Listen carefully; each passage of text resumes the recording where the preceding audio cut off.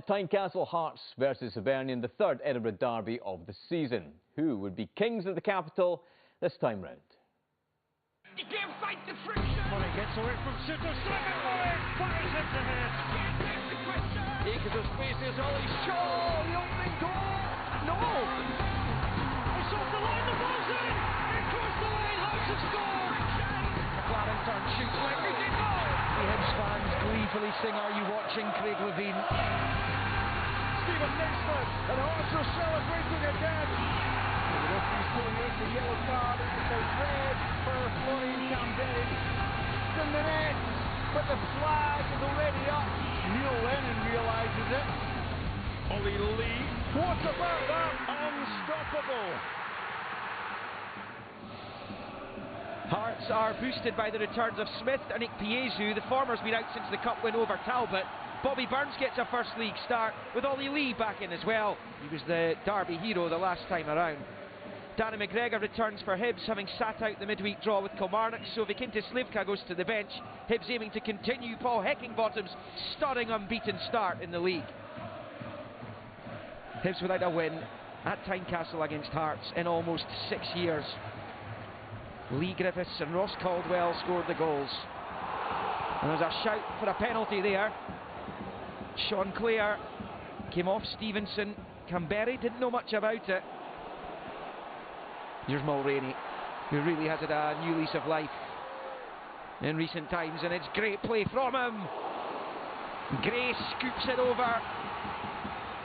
The Hearts have been the better team so far. Horgan.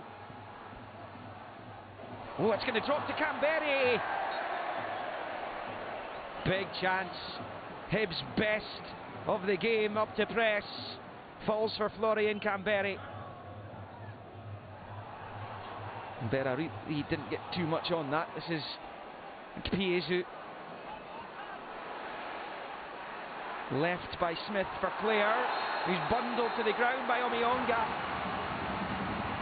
And Hearts have a free kick just outside the box. Willie Collum in charge today. It's his 8th Edinburgh derby. Hibs haven't won one of them. It is Ollie Lee. He's unlucky as it bounces off the post. The man who got the spectacular winner in December. Haring. Oh, it's going to come right through here to Mulroney.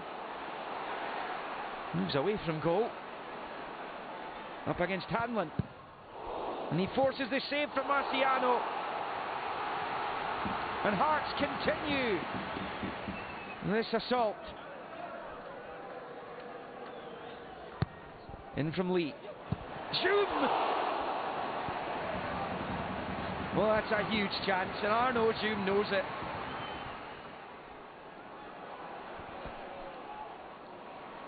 Mulroney.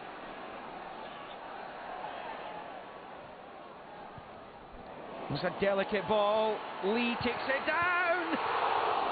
And somehow it stays out. Paul Hanlon gets an important touch onto it at the back post. Paul Heckingbottom's team is holding on a little bit at the moment. Here's Haring! Deadlock broken! On Derby Day in the capital! And it's Hearts' giant Austrian midfielder who bullets it past Marciano.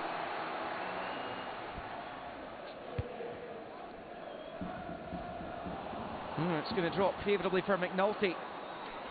Mark McNulty. Horgan's waiting! Hibs level!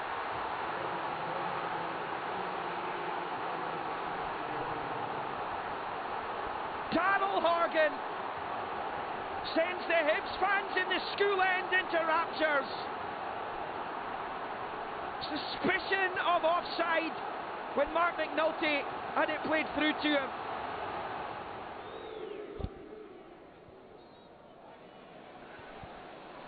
Lee to Mulroney. Hearts continuing to put the pressure on the Hibs defence despite the concession of the equaliser. Marciano gets a fist onto it. Omiyonga's challenge on Suter, who wants a penalty. Right at the end of the first half, this. And here it was, Suter and Omiyonga. Will they call him? Says no. Zoom has been clocked there by McNulty, who goes into the book for that. Studs on top of Hume's foot. Smith. Sean Clare. He might have needed a more delicate ball than the one he provided in the end.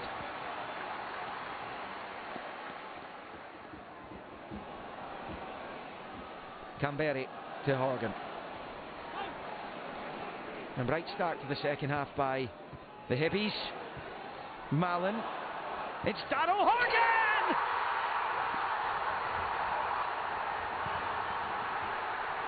A sensational goal! Horgan doubles up, and Hibs have come from behind.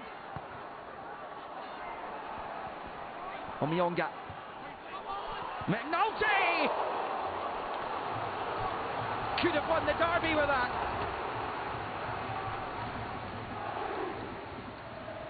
Hibs unbeaten in the league under Paul Heckingbottom. He's made the best start by any Hibs manager since the Hugh Shaw days. And the Hibs fans will know how that went. But here come Hearts! And that's a massive opportunity for Jake Mulroney to square the game. Piesu trying to ragdoll McGregor. Hanlon clatters into the challenge. He had to. And it's a terrific challenge. And Hearts ended the long wait for a win at Easter Road. Are Hibs about to end the long wait for a win at Tynecastle against their derby rivals? It's Piesu. It's over from Marciano. Better from Hearts. Craig Levein hasn't seen enough of this from his team in the second half. Mallon takes it. Oh! Unbelievable effort from Stevie Mallon.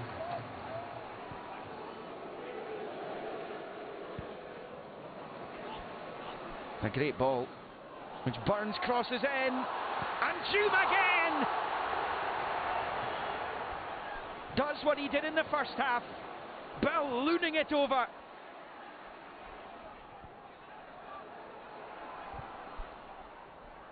That's Milligan.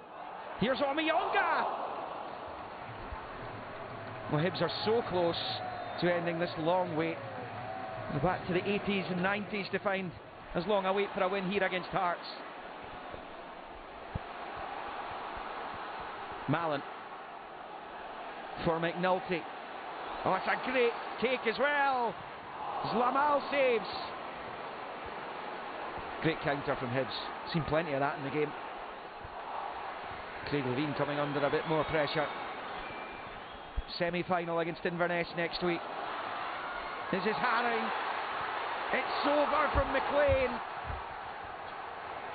And is that it? Watches are being looked at. Through our poor finishing, not our play was good, our effort was good, our intent to go forward and score was good, but we just didn't put the ball in the net. Yeah, delighted. You know, one thing I had in my head was celebrating in front of the fans at the end of the game, and luckily enough we've been able to do it. Thanks to a real gutsy, determined performance by the players.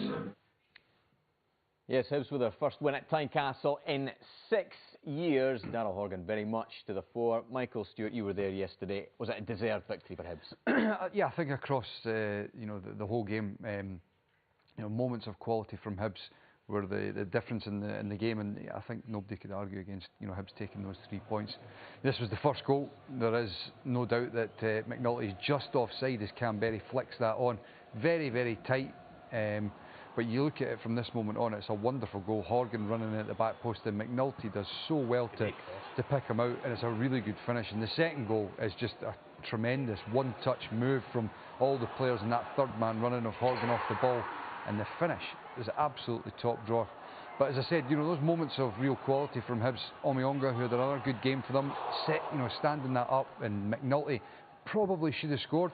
And that free kick is absolutely ridiculous, the technique from Malin there, and it was a good save from Zlamel in the end. And this was another incident where, you know, Hibs on the counter-attack, quick, incisive play. McNulty, good movement just to peel off and keep himself onside. Wonderful first touch. But again, credit to the goalkeeper, Zlamel, because he keeps himself big and manages to keep it out the back of the net, because, you know, that was later on in the game, and you know, Hearts had a couple of opportunities that could have managed to get something out of the game, but had that gone in the back of the net, it would have been, you know, game over for Hearts. Absolutely, moments of real quality from Hibernian in this match, but Hearts brought a lot to a game. The Edinburgh Derby, maybe not always thought of as a thing of beauty, Michael, but yesterday's match, it was an entertaining watch. No, there's no doubt about it. It's probably the best Edinburgh Derby there's been for a while. It was lots of incidents. There was good play involved in as well. And you know, for that to happen, you've got to get both sides coming with an intent. And you know, I thought that you know, for Hearts, they got themselves in a wonderful position. You know, going 1-0 up. You see Peter Haring here getting himself above Milligan. He's got to do better, Milligan. He doesn't. And you know, when Hearts get that first goal, 16 times Hearts had taken the lead this season, and they've only lost once before this game. So, you know, they found themselves in a position that you would have expected them to go on and see it through. As we look at a couple of these incidents that as the game wore on, Stephen McLean came on, just leaning back when he tries to have that strike. This is a real big chance for Arnold Hume. Just go with the laces, goes with his instep, and you can see the fans there are absolutely, you know, head and hands moment.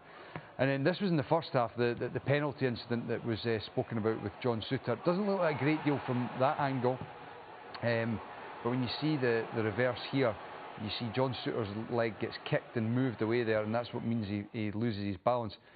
The only thing I would say though is that David Gray gets a head knock just as the ball's into the box, so Willie Collum could have perhaps blown his whistle before that incident. Right. But that is definitely a foul. So if the game was being played on, then, you know, that should have been a penalty kick. Now, I've heard Uche Ikpeazu's name pronounced probably about 15 different ways, I think, this weekend.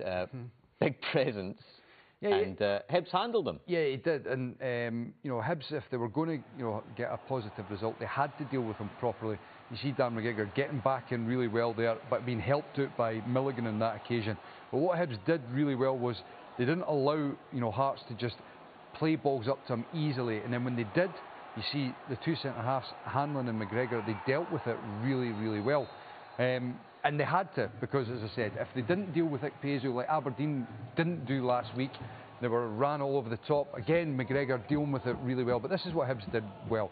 They pressurised Hearts and never allowed the Hearts defenders to lift their head and play balls into Ikpeazu where he could actually control it. So any ball that was played forward, it was slightly rushed. Hearts do well to play through here, but watch Hanlon backing off, not getting involved in a fight. Allow Ikpeazu to actually try and make his own mind up. Ikpeazu wants to wrestle players. I don't think he's as effective when he's got space. Again, look at the pressure here. Forcing Hearts back the way so they can't play the ball into Ikpeazu easily. Now it's Zlamel that's playing it, but he's 30 yards deeper than the defenders. And look at that from Darren McGregor. Yeah. He dealt with it so well, and then still pressure, more pressure, and then they're having to kick the ball away. And you know, you look at this final tackle here from Paul Hanlon, absolutely tremendous. So the two centre-halves have got to take a lot of credit. You know, McGregor and Hanlon dealt with them really well, but also the rest of the team, the collective. You know, Paul Heckingbottom set the team up really well.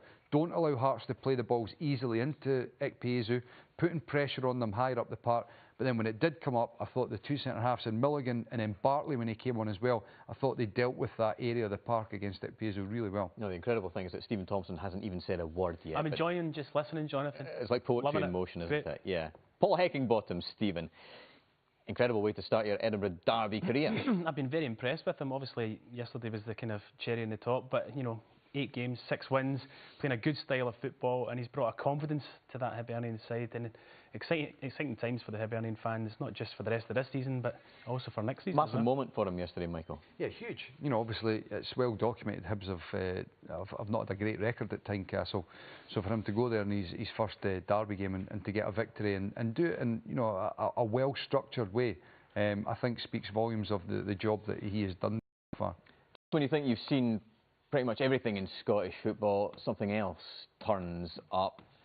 Flares at the start of this match, which we don't really want to see, and then, bizarrely, somebody would throw a coconut onto the pitch. It sounds almost comical, because, well, it does sound comical, but, of course, if that had hit somebody, it would have been seriously bad, obviously, Stephen.